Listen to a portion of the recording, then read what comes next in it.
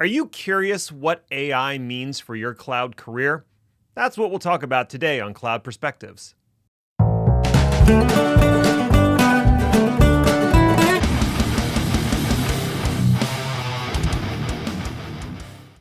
Hey everyone, it's Ned Bellavance, Ned1313 on Twitter, and today I wanted to discuss something that is likely already on your mind: artificial intelligence.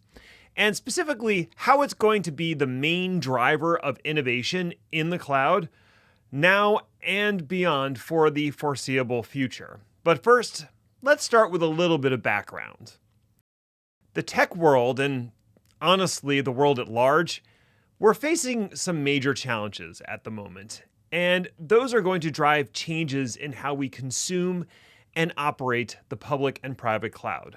Now, the first of those is the specter of recession and economic uncertainty. While it remains to be seen whether the United States or other countries in the globe enter a proper recession, a technical recession, one thing is certain: the days of cheap money at 0% interest rates are pretty much over.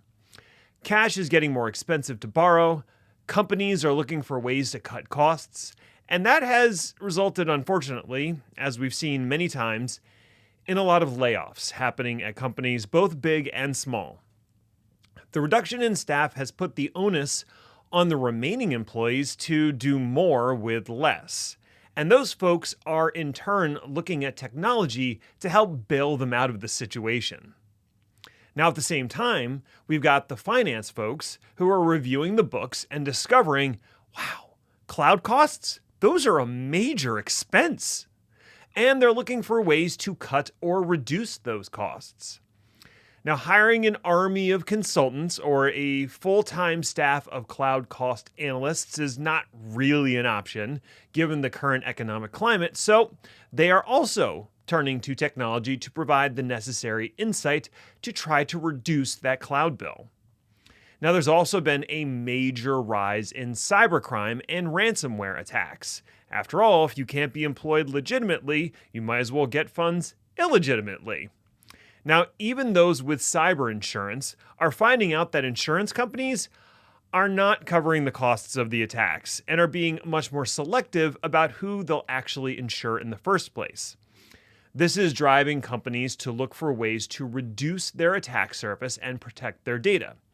Now, once again, because of the cost-cutting measures and layoffs, hiring a full-time staff of security experts or an expensive consulting group it's not really an option.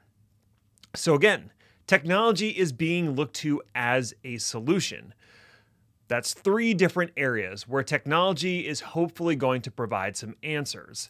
Again, we have the people who are being asked to do more with less because their compatriots have been laid off. We've got the finance folks who are looking to cut costs and hoping technology can help them do that. And we've got the security folks hoping that some tools are going to help bail them out of their security conundrum. And the key technology that they're all kind of looking at right now is artificial intelligence. Now, allow me to expand on that a little bit. Reduction in staffing means the folks left behind are being asked to wear additional hats. One of the best ways to improve your operational efficiency is to implement automation. That's something I like an awful lot, actually. But the flip side is automation typically requires knowledge of both the systems that are involved and the automation platform you're going to use against those systems. Traditionally, automation platforms required some amount of programming and scripting, whether it was Bash or PowerShell, Ansible, or Terraform. It was going to be something that helped you embrace that platform. And that made the initial automation effort kind of a heavy lift. But we have seen the recent rise of low-code and no-code solutions that allow for automation without the need for programming. And artificial intelligence can further augment those solutions by providing a conversational interface that allows non-technical users to interact with the automation platform and create their own automation workflows. You can see evidence of this happening with Microsoft 365 apps as Microsoft continues to invest in the OpenAI platform. The need for a reduction in cost is driving the adoption of FinOps, or financial operations, and the technologies that power it to analyze cloud spend and provide recommendations for cost reduction. Cloud cost analysis tools they're nothing new. In fact, there was a bit of a gold rush on some of the early solutions about 6 or 7 years ago, with many of the standalone cost analysis companies being scooped up by either the major cloud providers or some OEM type vendor, maybe a Dell or an HPE. Those tools were fairly simple in nature, and while they made some claims to leverage the power of AI, they were mostly just basic statistical analysis and traditional machine learning. There is a whole new generation of tools that have arrived that are actually using AI to provide better analysis and recommendations that could actually be implemented and interpreted by the average cloud user. No need to hire an expensive team of analysts. Lastly, turning our lens back to security, implementing robust security and compliance controls is difficult. If it was easy, everyone would do it and they would do it right. And it's even harder when you're short-staffed and being tasked with increased operational efficiency and better security at the same time. AI can help here as well. There are a number of AI-based security tools that can be used to detect and prevent cyber attacks. And beyond simple anomaly detection, AI can be used to detect and prevent malicious software that doesn't have an existing signature. Additionally, AI can be used to help develop and implement security policies and controls that can be used to reduce your attack surface and protect your data. Keep an eye on the security sphere because you're going to see a lot of AI, I don't want to call it whitewashing, but some AI promising happening with those security tools. With an eye towards the future, I know that people are feeling skeptical about AI right now and its place in technology. And that's because we've heard this story before, right? With overblown promises and frankly underwhelming results. So why is it different this time? The confluence of a bunch of major factors is driving the adoption of AI in the cloud. And some of those are robust available compute that we've never had before, massive data sets for that compute to chew on, and new algorithms to do the chewing. Don't know if I love the chewing metaphor, but we'll go with it. And most importantly, and I think this was the biggest breakthrough, was user-friendly interfaces that have combined to cross a threshold in AI adoption.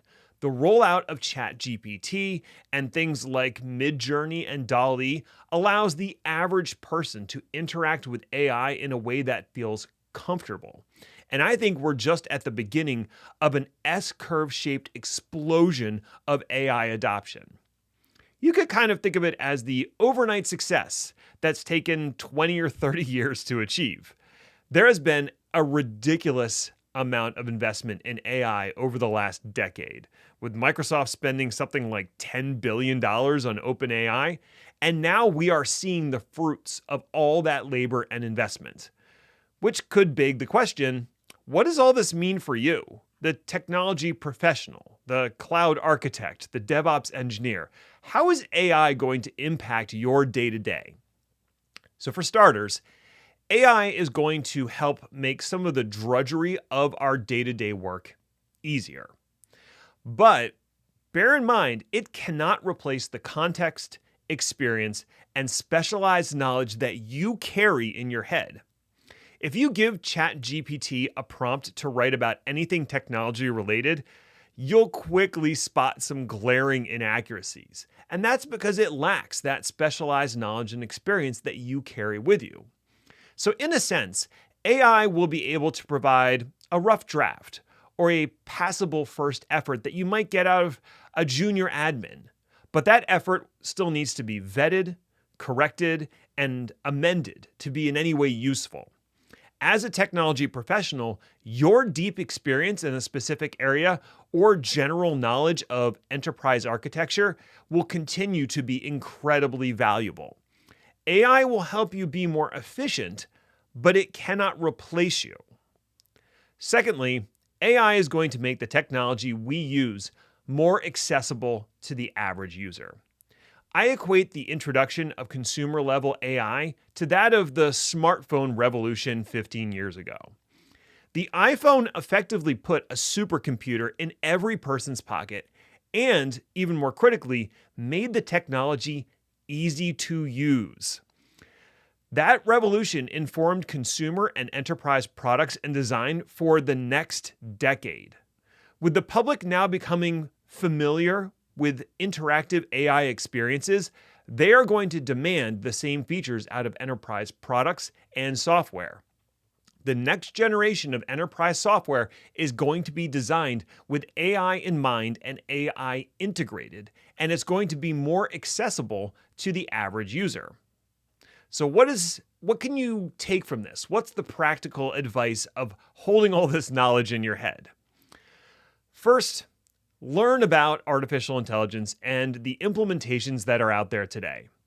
Talk to your enterprise vendors and take an active role in how they plan to leverage AI in their products. They're going to do it anyway. You could at least help them do it correctly. If you're worried about AI taking your job, then I'd recommend focusing on skills and knowledge that drive economic value and are not undifferentiated heavy lifting. Focus on the things that AI absolutely cannot do, and that is what will keep you employed. At least, those are my thoughts on the subject. I'd really like to hear your thoughts and your feedback. You can reach me on Twitter at Ned1313 or leave a comment down below. That's going to do it for today's video. Thank you so much for watching. Subscribe if you don't mind. Hit the bell as well if you're feeling swell. Until next time, stay healthy, stay safe out there. Bye for now.